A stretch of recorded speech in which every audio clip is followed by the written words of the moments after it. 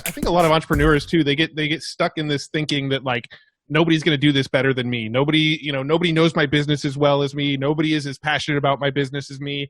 Nobody is going to, do as good of a job because nobody has as much on the line in this business as me. Right. And I think there's that kind of thinking that it's really hard to break people out of. If you get like really good at Facebook ads early on and you have a system that works for you, you think nobody's going to be able to jump in and do those Facebook ads better than you. Or if you get really good at copywriting early on and you just always do that in your business, you think that nobody's going to be better at copywriting than me because nobody knows my business as well as me. And I think that's sort of the thinking that we need to help people break out of. And that's been tough for me, right? I've sort of reshifted my thinking. I say this to Joe like all the time, is like there's stuff that I love doing in the business. I like doing Facebook ads. I like building landing pages. I like writing copy. I like doing all of this stuff, but I want the option to do it, but not the obligation of doing it. I want to do it when I want to do it, but if I don't feel like doing it, I want to know there's a system in place so that it still happens. Let's crush that belief now. Like that is a myth as I see it. Because again, I learned so many things working with Michael. One of the things that I learned was him not being the systems guy effectively, because part of their business, they have the eMyth vertical books. So they have eMyth for accountants, eMyth for lawyers, eMyth for real estate agents.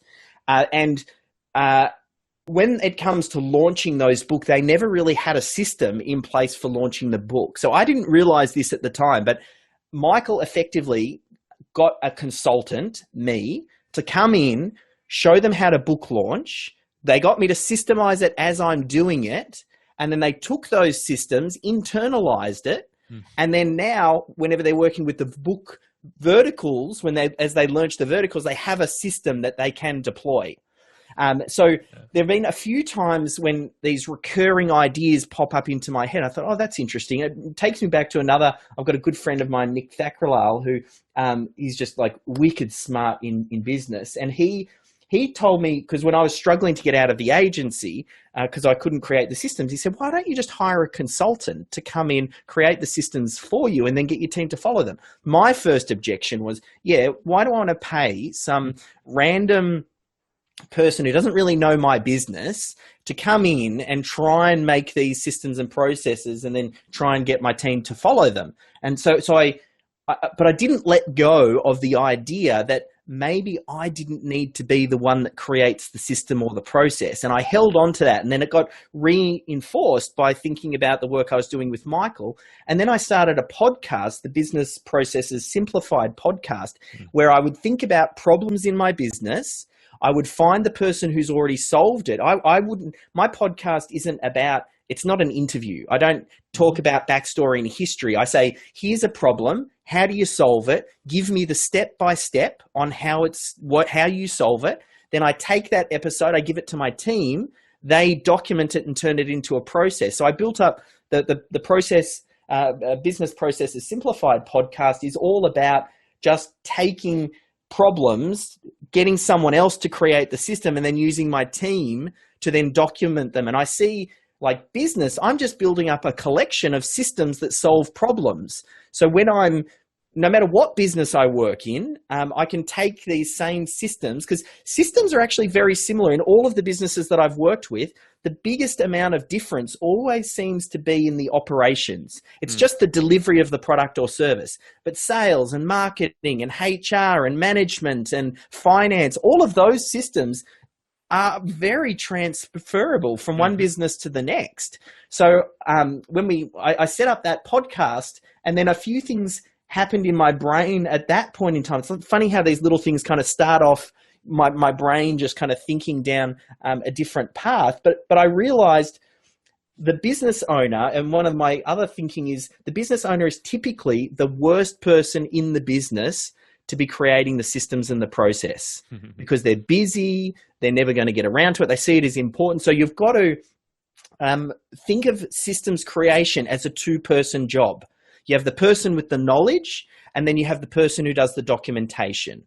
And everybody loves to edit. No one likes to work from a blank page. Right. So if you get the knowledgeable worker to do it, record themselves doing it, then you get the documenter who watches it, and then they send the draft back to the knowledgeable worker, and the knowledgeable worker will find time to edit it. And I've done this in countless industries now where you would just think you can't document that or get the business to want to document that. I remember one business was called Portavac, and the company owner, Dave, what they do is they clean roofing gutters, both commercially and domestic here in Australia.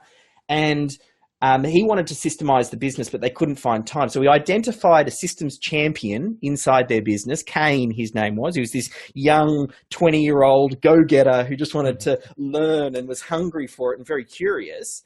And we taught him the method of Systemology, and he would go out into the field. He'd wear a GoPro, and he'd go out into the field, and he would follow around the tradesperson for the day, the way that they set up the equipment, what did they say to the clients, how did they process the order, and he would just record it on a GoPro.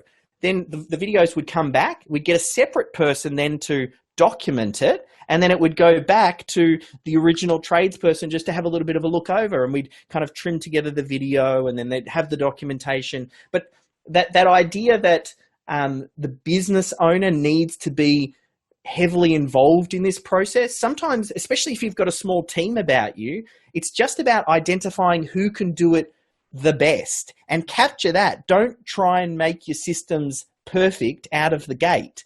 Just if you figure out who is the best at doing this, and then you get that documented and raise everybody up to that level, that's infinitely better than trying to leave it to the business owner to get the perfect system just right that they never ever get around to.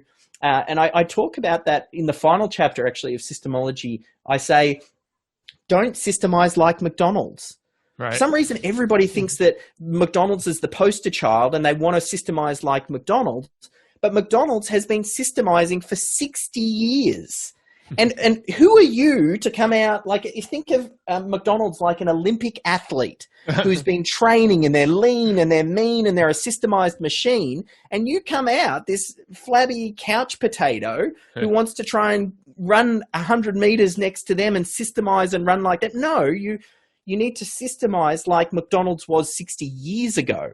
Mm-hmm. Where did they get started? Watch The Founder, the movie. There you go. I've given you some homework. Watch That's a good one. The movie, and you'll see the first generation of what they created their systems. It was clunky. They were moving around where the stands were going to be and thinking about, should the milkshake be right near or the thick shake machine be right near the checkout window? And they move things around because it's not perfect. You kind of just get something up and good enough and take the business owner out of the equation, and you'll move infinitely quicker.